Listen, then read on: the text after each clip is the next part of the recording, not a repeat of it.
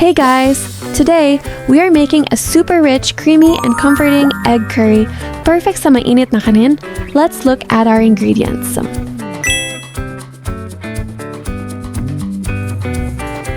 First, we need to boil our eggs, peel them gently, and set them aside. Next, heat a little oil in a pan. Unahin natin ang luya, garlic, at sibuyas. Saute until fragrant. Sobrang bangus po talaga kapag may luya ang ating curry base.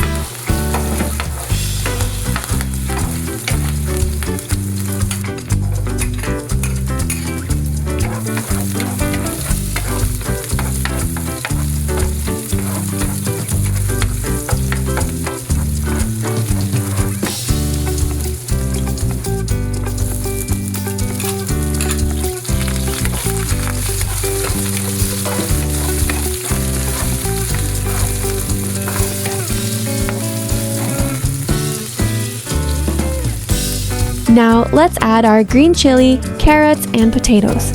Give it a quick stir. Add the bell peppers, then pour in 2 sachets of curry powder and 1 teaspoon of black pepper.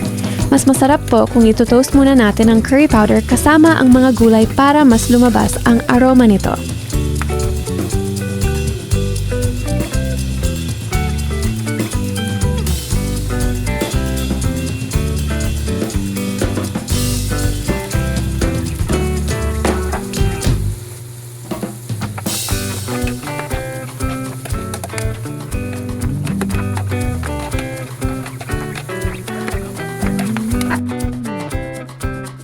Next, let's add our coconut milk or gata, 1 cup of water, and a splash of fish sauce for that savory taste.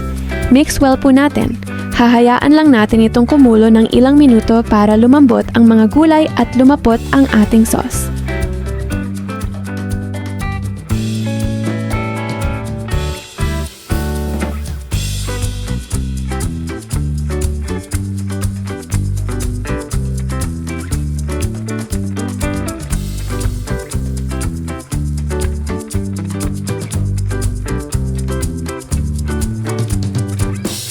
Add seasoning granules to taste, and then gently slide in our hard-boiled eggs.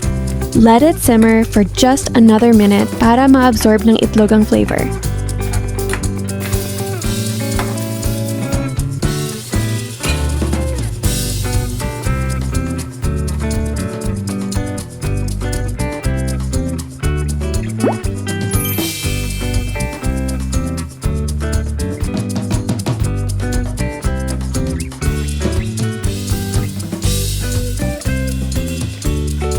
And our creamy egg curry is ready to serve.